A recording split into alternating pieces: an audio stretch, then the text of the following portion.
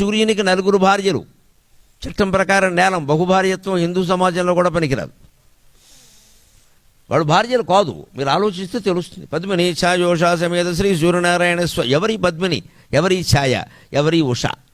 సంజ్ఞా పద్మిని ఛాయోషా సమేత. సంజ్ఞ అంటే మేలుకొలుపు. అందరినీ మేలుకొలపడం ఆయనకి భార్యగా చెప్పారు. అందరినీ మేలుకొలిపేదే పద్మిని. సూర్యకిరణాలు పడగానే పద్మం వికసిస్తుంది. భార్యాభర్తలు ఒకరి ముఖం చూడగానే ఇంకొకరి ముఖం వికసించాలి. ఏడుపు కొట్టేవాడు ఎప్పుడు పోతాడు రానట్టుగా ఉండకూడదు.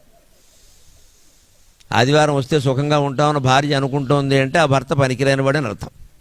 వాడి ఇంట్లో తినగా ఉండలేదన్నమాట.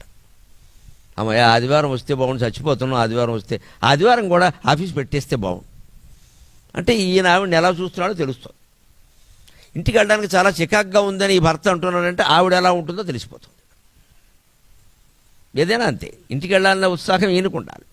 ఆదివారం సెలవు కదా కాస్త ఇంట్లో ఉంటారన్న సంతోషం ఆవిడకు ఉండాలి. లేదంటే అది దెబ్బతిందనమాట. అంచేత పద్మిని, సూర్యుని కిరణాలకు పద్మం వికసిస్తుంది. అలాగే మన జీవితాలు కూడా మన కుటుంబ సభ్యులు మన వల్ల వికసించాలి. ఛాయ, సూర్యుని కారణంగానే నీడ ఏర్పడుతుంది. అలాగే భార్య భర్తను నీడలాగే అనుసరించాలి. ఉష, సూర్యకిరణాలు పడగానే ఉష అంటే మంచు కరిగిపోతుంది. ఇప్పుడు శిష్య ఋతువులో బాగా తెల్లారకట్ట చూడండి. మీరు ఇప్పుడు కూర్చున్నారు, ఇప్పుడే కష్టం. మీరు తెల్లారకట్ట 4ంటికి వచ్చి కూర్చోండి. పొద్దున్నే జలుబు దగ్గు ఖాయం. అంత విపరీతంగా మంచు కురుస్తుంది. ఆ మంచు అంతా సూర్యకిరణాలు పడగానే కరిగిపోతుంది.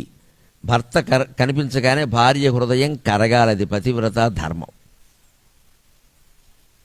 అందుకని ఈ 4 భార్యల్లో ఉండే లక్షణాలు కాబట్టి మన సంప్రదాయంలో సంజ్ఞ, పద్మిని, ఛాయ, ఉష 4 ఆయన భార్యలు. అంతేగాని ఈ 4 పెట్టి క్యాటరింగ్ పెట్టి కళ్యాణ మండపంలో పెళ్లి చేసుకున్నాడు కాదు సూర్యనారాయణమూర్తి. ఈ గోళాలు వీటి వెనకాల వీటి భార్యలు, చంద్రుడు భార్యలు, నక్షత్రాలు అర్థం చేసుకోవాలి. దాన్ని 27 మందిని ఎవరు చేసుకుంటారండి? ఒకరితో చస్తున్నాం ఇక్కడ 27 మంది. గ్యాస్ కార్డులు, ఆధార్ కార్డులు ఎక్కడి నుంచి వస్తాయి? ఎవడు చేసుకుంటాడు 27 మంది? చంద్రుడికి ఏం బుద్ధి లేదు. పైగా సగం ఒకలా ఉంటాడు, సగం ఒకలా ఉంటాడు. ఆయన శుక్లపక్షంలో ఒకలా ఉంటాడు, కృష్ణపక్షంలో ఒకలా ఉంటాడు. 27 మందిని చేసుకుని ఏం చేస్తాడో? ఎన్ని సాఫ్ట్వేర్ ఉద్యోగాలు చేసినా ఎంత ప్యాకేజీ ఉన్నా సరిపోదు. అవన్నీ కాదు. నక్షత్రాలకి ఆయన అధిపతి. ఒక్కో నక్షత్రం ఆయనకి దగ్గరగా ఉంటుంది. ఏ రోజు ఏ నక్షత్రం ఉంటే అది ఉంటుంది అంతే ఖచ్చితంగా. ఏదో భరణి నక్షత్రం అన్నారు, ఇవాళ ఉందని కూడా భరణి ఉంది అంతే లెక్క. అలాగా సూర్యుడు అన్ని జీవులలో ఉండి అందరినీ మేలుకొల్పుతున్నాడు.